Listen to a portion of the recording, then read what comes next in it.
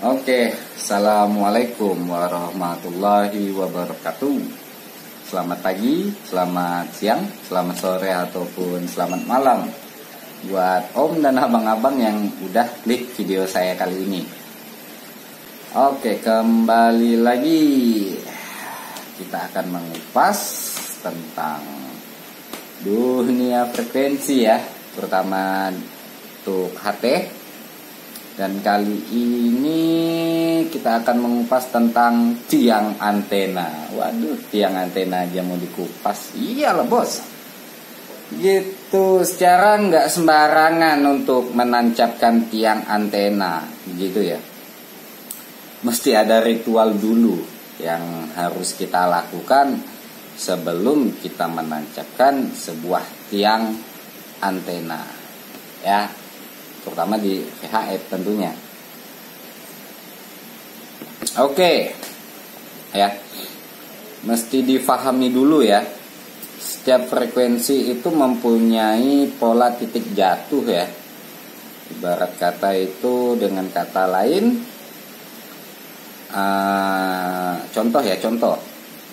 Nah, kalau contoh itu di HF ya, di HF dia itu gede lompatannya ya, gede lompatannya. Nah, di VHF dia agak mengecil. Nah, makanya kenapa di HF itu dia bisa mainnya di luar pulau ya, dikarenakan lompatannya gede. Setiap kali lompat dia gede gitu ya.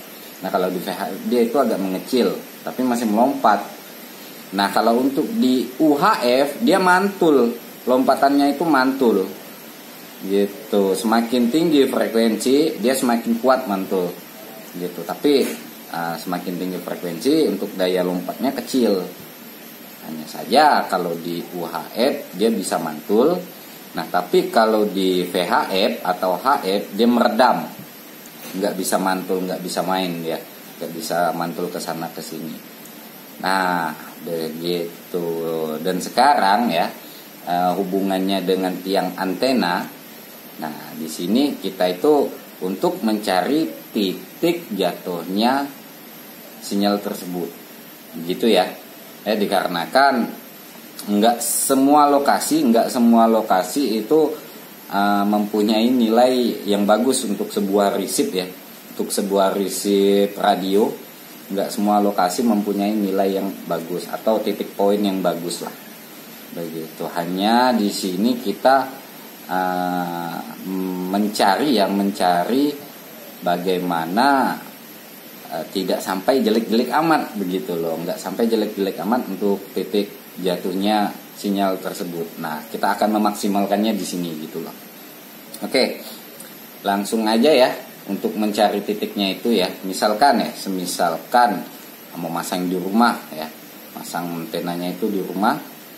Nah, pertama-tama ya, cari tempat yang lapang dulu ya.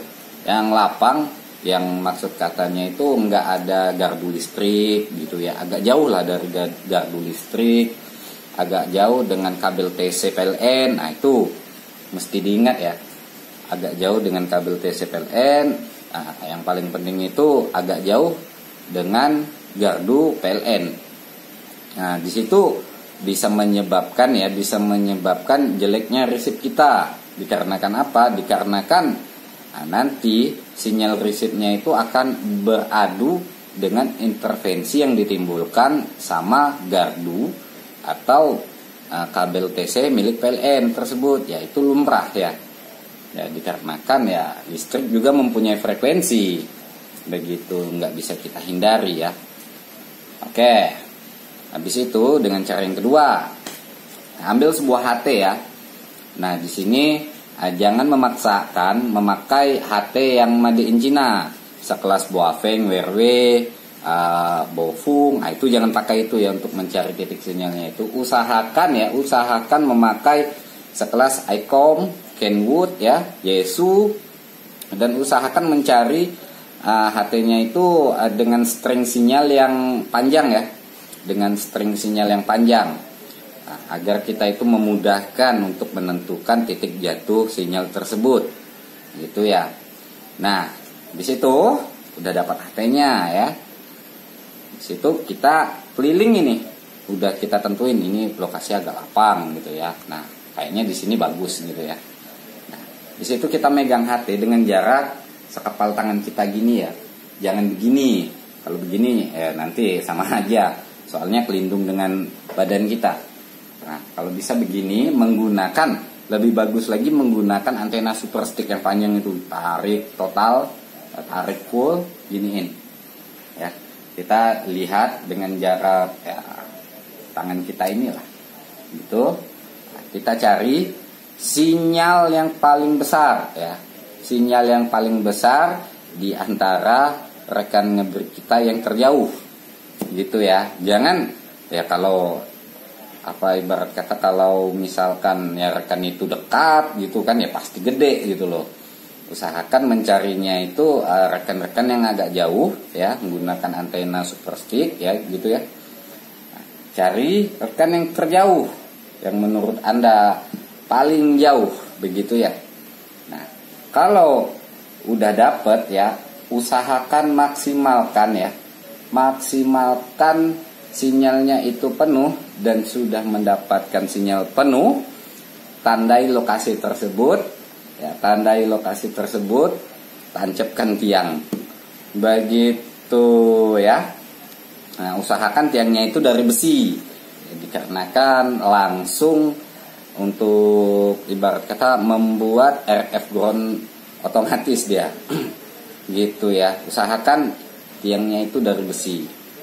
Nah, kalau untuk ketinggian ya, yang dimana kalau hukumnya VHF itu ya semakin tinggi dia semakin bagus begitu. Jadi nggak ada maksimal untuk batas ketinggian. Misalkan ada yang bilang oke, tingginya ini mesti ganjil gitu ya, mesti genap ya, nggak ada masalah. Yang jelas itu permasalahannya itu ketinggian antena kita sudah diatur sama pihak Kominfo ataupun Balmon gitu ya. Soalnya ya ngikutin aturan lah kalau mau mainnya aman gitu. Kalau mau mainnya aman untuk membuat base station, ikuti aturan yang sudah ditentukan begitu ya.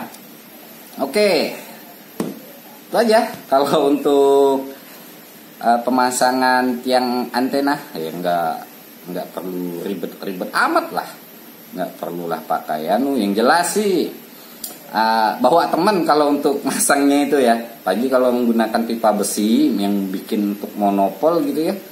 Nah, lebih bagus itu bawa teman lah, biar enak kita naikkannya gitu. Semakin banyak balada bantuan ya semakin mudah lah kita untuk naikkan antenanya.